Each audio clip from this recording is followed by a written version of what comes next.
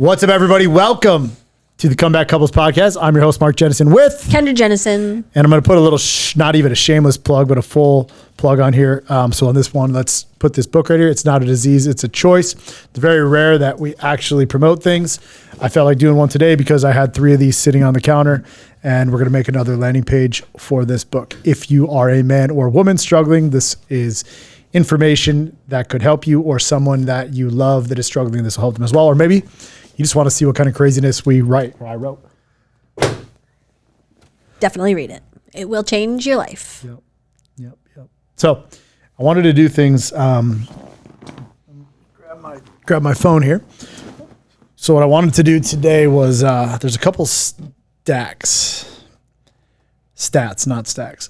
So I Googled, I said, just wanted to simplify it. 7 signs alcohol is affecting your relationship. And I want to talk about that. And then I also want to talk about some of the crazy statistics. Yeah. That I haven't even shared this with you, but we're going to talk about like statistics of what alcohol is doing to children specifically. Oh, this is wild, right? From them consuming.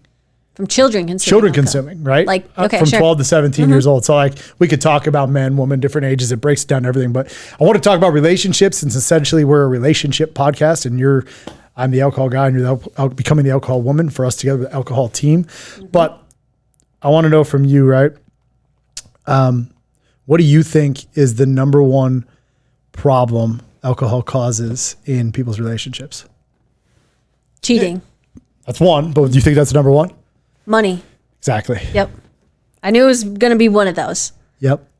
Financial ruin. Yep. Here's 7 reasons, or 7, I guess, what does it say? 7 signs alcohol is affecting your relationship. This is not, number 1 is you're lying about your drinking. Check, did that. Drinking is causing financial difficulties. Check, did that. Alcohol causes conflict in a relationship. Yep, I hated everybody.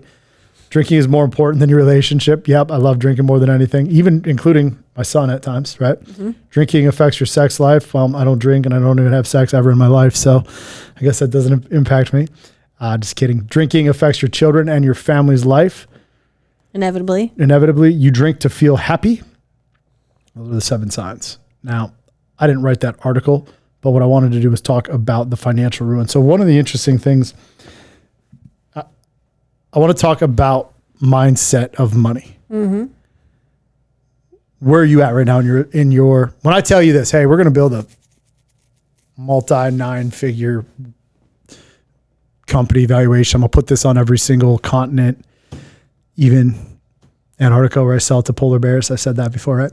We're going to build this thing, and it's going to be a lot of work, and it's going to be crazy, and it's going to require a lot of work for me to be down in the office. I know I just said that, but like work. Mm-hmm. It's all these things. But here's the benefit of what we're going to do. Yeah.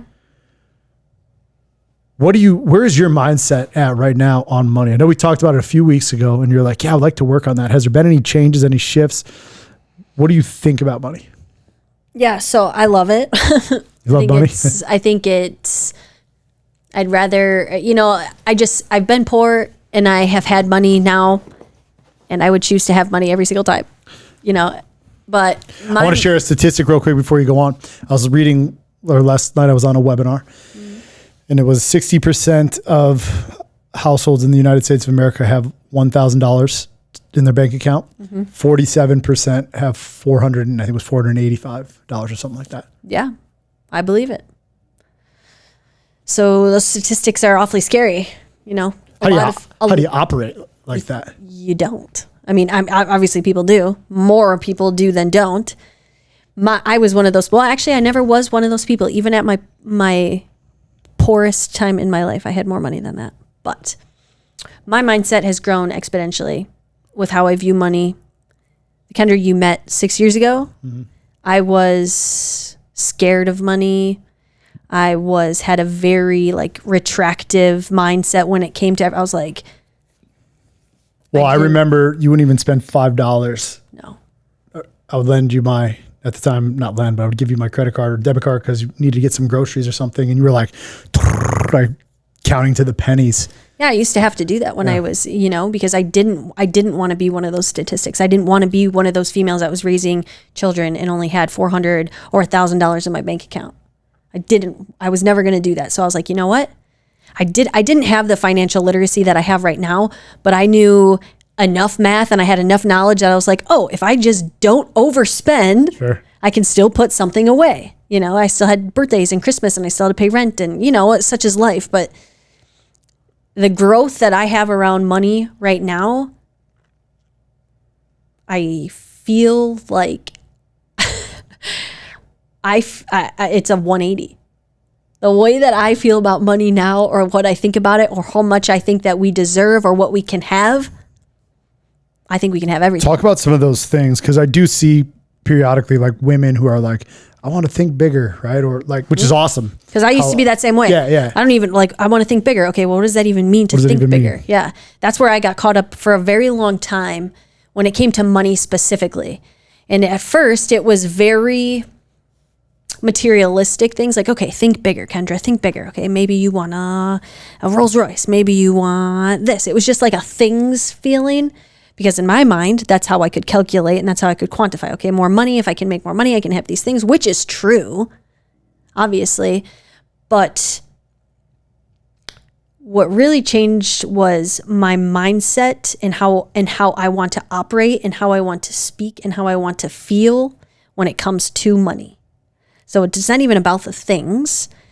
It's no surprise that obvious money brings financial security and safety, which is important to me. I didn't even really realize how important it was to me until it was something that I was a free burden from, you know, because money was always a burden to me. It was always something I had to think about. It was always something I had to budget. Talk about that. Go deep on that. It was always something that was so scary to me. I was like, I can never have enough of it. Okay, I better not spend it, so I better hold on to it. It was a burden to me to think about more than I cared for. So I just didn't think about it. I went to work, I played safe, I played small, and that was good enough for me. I didn't even have the knowledge to think, oh, wow, this is scaring me so much. What can I do to get rid of this scary feeling? How can I educate myself? It was just, it's scary. I don't like it. I don't make enough. This is my life. Acceptance. And that was it for me. Save, save, save. Don't spend, don't overdo. This was my mindset. This is how I kind of grew up with the save mentality. You know, you're very middle class, family, modern money mentality is how I grew up. Sure. But now, thanks to lots of self-development, money being in our conversation every single day, money in numbers, large money numbers, large numbers. I'm talking multi-million, $1 billion in our everyday conversation and how we talk. And so without even realizing it, because of this becoming our everyday conversation, I started to rise and grow and study. And it didn't happen overnight, but I just woke up one day and I was this woman where I can hold conversation about $1 billion revenue and multi-million-dollar deals. And do I know everything? No, absolutely not. But it doesn't scare you to talk about it. It doesn't scare me. It excites me more than anything. I'm way more educated. I have way more financial literacy. There were so many misconceptions that I had about money and what it meant. And I thought money was for everybody else. I was like, oh, no, that's not for me. Money is for everybody else. And then I meet you and you're like, yeah, no, it's for you. It's for everybody who's willing to go get it. And I was like, what does that mean? How do I go get it? And you're like, I'm going to show you. Girl, let me open you up to this world real quick, because if you just work a little bit harder than everybody else, if you just study a little bit more, if you just listen to people who have opened and accepted the mind that money is all around us. It is abundant. Success is abundant. It is for you. It is for everybody. And then I started to believe this and I started to develop it and I started to see it. And I was like, yeah, this is the shit. I'm in this. Sure. You know, it took a long time though. It took a long time. It took lots of unwrapping a lot of self-limiting beliefs what I had when it came to money. Talk about those beliefs. Do you think that those beliefs were yours or? Yeah, so they definitely were. Or they transferred to you over time from, because I believe that a lot of beliefs and a lot of the stuff that happens to people is like, I don't want to say it's in their DNA. It's like stories that like, you know, has been yeah, it was definitely stories. And I do believe in large part that the conversations that you and I have now with $1 billion and multi-million dollar deals and just these are conversations that so few people have. So few people have. So I didn't even know it existed. Okay. I grew up middle class. You save your 401k, retirement, you save, you don't overspend, you don't. So these are the stories that I had always told myself growing up. And it was the rich people, that's the rich people are making, and that's for them. But this is your dad's blue collar, Kendra. And this is all you're ever going to know. Okay. So somewhere in my mind, it was all I was ever going to know. So it was all I didn't even think about it. I just accepted it. I always wondered how. You always wondered how. I was a little kid. How do they get that nice car? How do they get that big house? And I love that about you because I never had that. I was just like, oh yeah, that's for rich people. My dad drives a Toyota truck and I'm going to drive a nice car. It's not going to be a clunker, but it's going to be nice. And I'm going to have to, my life, the way it is set up, I accepted that I'm going to have to save. I'm going to have to budget. I'm going to have to take a family vacation once a year. And this is the life that I grew up seeing for, 20 plus years. And then I meet you and you challenged all of that for me. You were like, yeah, no, you can have this. Yep, nope, let's turn it to this perspective about money. And maybe you should think about it this way. And before I knew it, 6 years later, I went from terrified of money, don't ever want to think about it, accepted that I am nothing more than a middle-class citizen, to no. Multi-billion dollar if I really want to. It's out there. We just have to work for it. It's for us. It's happening to us. Let's get it. It's been interesting to watch the change. I mean, even from those pair of shoes you have on, I don't know how much those type of shoes are, but like they're probably expensive, but you wore these like blue Nike, just trainer shoes, whatever. And like, I loved you for loving you just because I wanted to love you. And it's never been about the things or what you wear or how you wear it or whatever. But one of the things that has been great to watch in the relationship is just have you be able to see what's possible. All this, This is going to all kind of tie back to the statistics in a little bit, but I just wanted to ask I wanted to get some advice for people out there. Like a lot of the dudes in my program that are in the Comeback Council or in the Warriors Alliance, like majority are successful, right? So they're hearing it, but a lot of them, they've been successful in their wives they've just been brought with, and maybe there's always these questions they never have, and they just got in line and they always haven't done a great job. They looked at money as it's like, I make money, I am God, you should do this for me. Mm-hmm. We've never done that. No. Right? I always said, here's how we're going to grow. I want you to push me.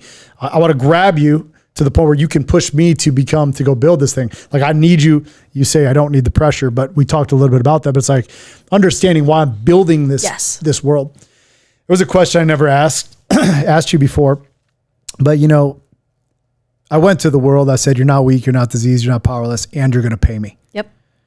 Like out of all the stuff I've done, that's like a very bold statement. Yes, it is. Like it really is, right? No matter why a lot of people hate me. And there's a lot of people that literally look at me right now like all he does is talk about money locally here, right? There are people that I don't even talk to you actually, so shut the fuck up. I don't know what the fuck you're talking about. I paid no attention to you. I hear things, right? Just the way we carry ourselves, the cars, the like whatever. And like I'm very frugal. We're very frugal for what I could be. But going to the world and saying, look, you're not weak, number one, you're not diseased, you're not powerless, and you should pay me. People then come and they're like, it should be free. Oh yeah. What you do should be free. Right? Did you ever feel guilty about accepting the cash for what I do? Never.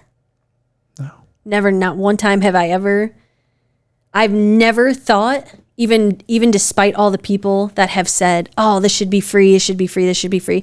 Never once I thought that was such a victim, like pussy thing to say, like how soft and how, society and the AA and just, oh, I'm sick, I'm diseased, so you should help me for free. I just always thought that never sat right with me, first of all. I felt so proud and so much more empowered by you taking such a bold statement and stance and then telling people, yeah, I worked my ass off. This works. I'm going to show you exactly how to do it. But yes, there is a fee. You should invest into yourself because that's exactly what you're teaching people, And to me, it always made sense. Always made sense. So I'm going to tie this together into statistics and a feeling in building a life of substance and freedom that you want, which we've been able to build. I for sure am some sort of statistic, make my own statistic. I'm just not these statistics. Yeah. But if 47% of the United States of America, I think the number was, from what I was looking at last night, has $485 in their bank account, right? 47%, like that's all that they have. The average American, this is in 2016, the average American spends $484 a year on alcohol. A year or a month? A year. So think about this, right? That was in 2016. This is 2016. Yeah. This is just off some like. I mean, I guess I'm thinking because we're from Wisconsin that number should be at least tripled. But well, I can go, right, it is, and I think this is lying. But I'm just going off of these stats. And this is from 16. We're in 2020, going in 2024, right? But why I thought that was important was because it's the very people who don't go out and work for their dreams who will spend their dreams and the money. Like if you don't have, you have 1 month of the average American savings in, you're willing to spend that money on beer. Why are you not willing to spend it on yourself? Yeah. Great point. That was the point that I wanted to make on this whole thing, right? And when you look at your life, and look at it from being a statistic, like I don't want to be in that group. Never. I never want to be in that group. I don't want to hang around with people in that group. I want to help people out of that group. Yep. Right? I want to help people figure out how to actually evolve their life into something of significance and substance and love and more. Abundance. Abundance, right? So now I'm going to switch gears over here to, I just wanted to talk about that because. Interesting. Yeah. How many people don't know that statistic and have never even had the thought of like that perspective of, wow, I'm literally drinking away $480 whatever dollars a year. And that's the average American, right? And again, I don't write these statistics. I'm just reading them off of the studying I'm doing. But what I want to do is actually talk about this as a new 10.2% of Americans aged 12 years and older had alcohol use. 12 years. 12 years old. Of Americans aged 12 years and older had alcohol use disorder in 2020. 24% of people age 18 years and old reported binge drinking the last 30 days. This is a 7% decline between 19 and 20.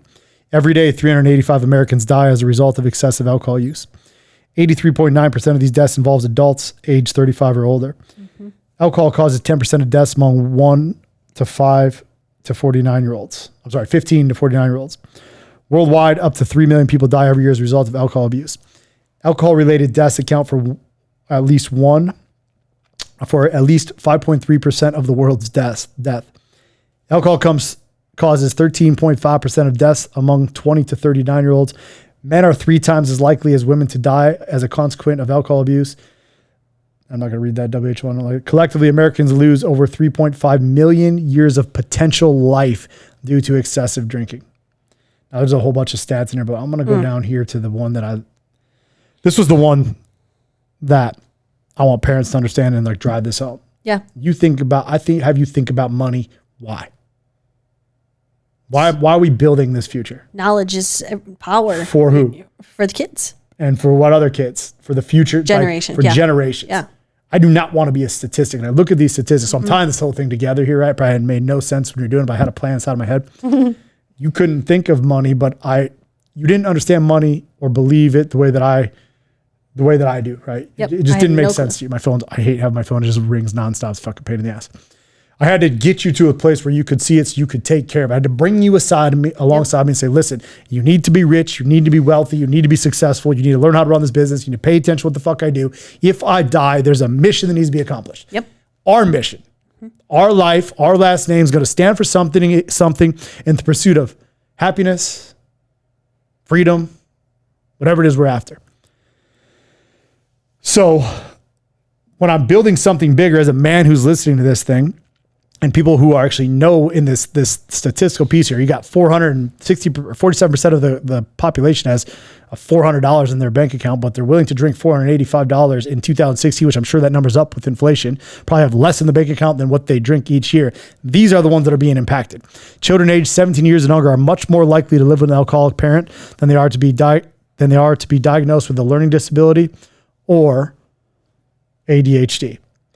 1.7% of 12 to 17-year-olds have alcohol use disorder. 1.7% of 12-year-olds to 17-year-olds. Females aged 12 to 17 years are 61.5% more likely to have AUD than their male peers. We have 2 girls, 12. Jay just turned 11. 12.1% of children 17 years and under live with at least one parent with alcohol use disorder. Among them, 18.7% live in a single parent household. Children living in single parent households are 47.6% more likely to live with an alcoholic father than they are with an alcoholic mother. 9.3% of single fathers are alcoholic, while 6.3% of single mothers are alcoholics. Intoxicated adults are responsible. This was the one that pissed me off. Intoxicated adults are responsible for 150 child deaths every year. Among kids living with substance abuse parents, 86.2% live with a parent who abuses alcohol. Jeez Louise. Look, I mean, I could go on. There's literally just pages and pages and pages. So those statistics ring true for me. That was my life. I wasn't using alcohol at 12, but I grew up. We live in Wisconsin, grew up in Wisconsin my whole life. And any birthday, any get together, anything involved alcohol. Didn't matter what it was. It could be a birthday. It could be a 3-year-old birthday party. It could be a. Pause. I'm going to give it back to you. This happened at our house this weekend, and it just is what it is. It was Jade's birthday party, and I walked outside to do something, take one of the 9 freaking garbages out that I had to take out, and someone brought a 6-pack. Oh yeah. So see, there you go. To the party, and I'm like, which I don't care if they drink or not, but so it this was is very the 1 hour. Yes, 1 hour. But you gotta be fucking kidding me. It's very, very prevalent and it was very, very prevalent in my life growing up. Like I said, to me, now I know different, but I grew up thinking every party, every get together, every family thing, anything. It was like, oh yeah, who's going to bring the beer? Who's going to bring the alcohol? Because you're going to sit around, you're going to crack a beer, and you're going to see everybody drinking. That's what I grew up seeing. So I grew up, I turned 16, 17, 18. I'm in high school. I want to party. I grew up. That's what I wanted to do. I was like, yeah, so-and-so has got this game going. It's homecoming. Great. Let's all show up drunk. And then after the game, when they win or lose, like, screw it. Let's go party. And then I got older and it was like, oh, we're having a Christmas party. Of course I'm going to have some wine. And it became such a learned habit. It was part of my life until I decided, very young, 20 years old, maybe 21, because I had already drank and now I'm 21 and I'm like, yeah, one, I don't like to feel like shit. Literally makes me feel like crap. 2, I exercise and work out way too hard to be feeling this way. And on top of all of it, I do not like how any of it tastes. So why the fuck am I drinking it? So from then on, it was so irrelevant and not even a part of my life. That's how I wanted it to be. But those statistics ring true for me. And I grew up in a very normal household, Sure. what I would consider normal, right? I'm sure you grew up that way too, except for you were actually drinking alcohol. So I didn't. Your parents actually never drank. That's right. My mom and dad don't drink. I think my mom, I don't have relationships with my parents now, but I think my mom maybe drinks now or in my adult years more than she did when I was a kid. I don't think I ever even seen her drink. My dad didn't drink. So like it wasn't learned from him. Right. It was learned because I recognized I didn't feel good. And when I drank it, it would made me feel a certain type of way. Sure. And I wanted more of it. Yep. And also I was so fucking angry at the world. So like, it's not some genetically sent down disease. Like my mom and dad didn't drink. Like they just didn't drink. They fought, but they weren't drinkers. I would never blame them for like the learned behavior.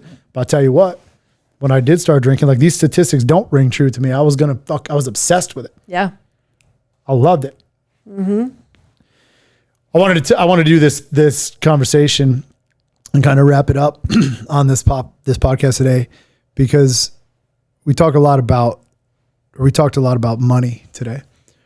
Yep.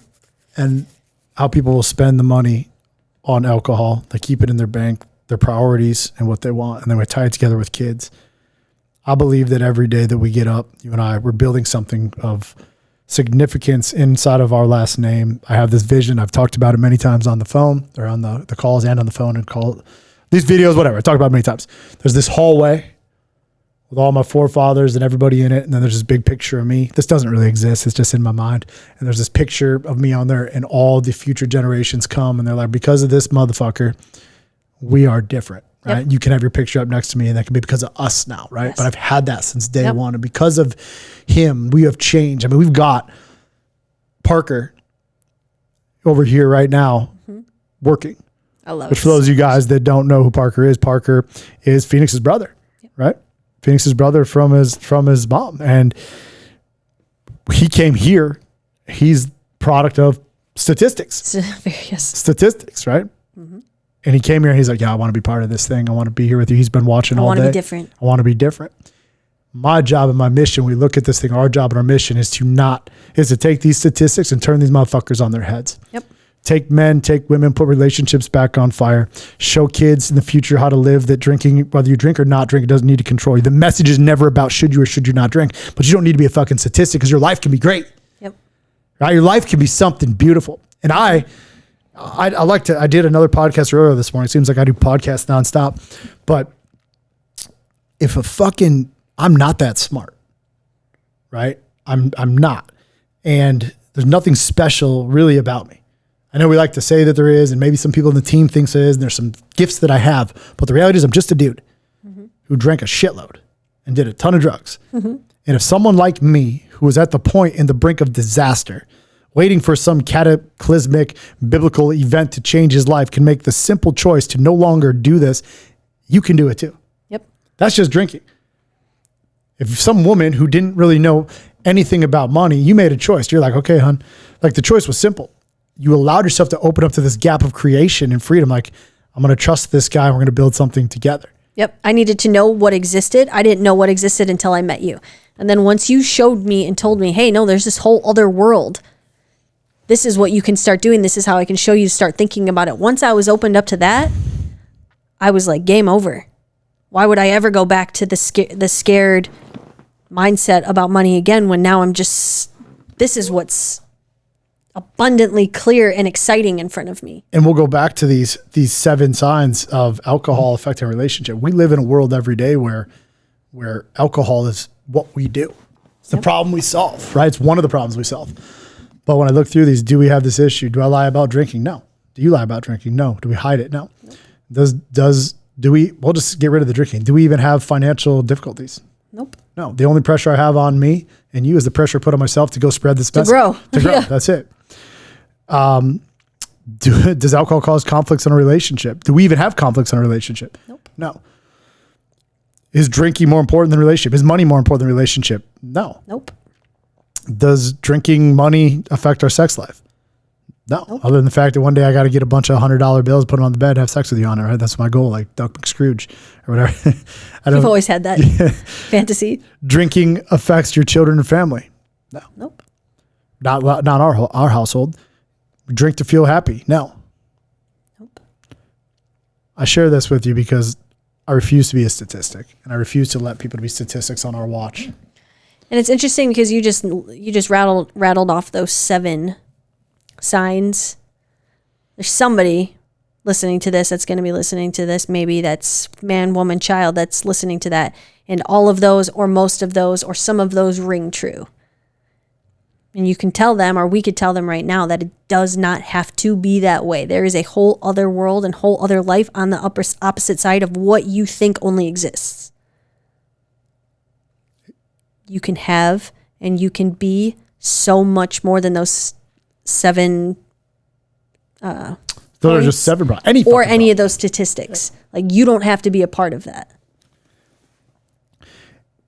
And I'll take just a minute and talk directly to like the high-powered entrepreneur, business owner, the guys that really kind of join me in the Comeback Council. Because right now we're making the message. We get a lot more people than just business owners that listen to it. But the business owners that listen to this thing, like, I want you to understand the importance of the fucking sword that you wield, right? Like, you get up every day and you have people that you are leading down the path of prosperity for yourself and to ultimately create this world of financial abundance and have this, whatever your own dreams are. And every day that the pressure gets difficult or the relationship gets difficult at home and you choose to drink over what it is that you're supposed to be doing, man, you're just letting everybody down and you're making those statistics ring true. He's letting himself down. Letting yourself down, right?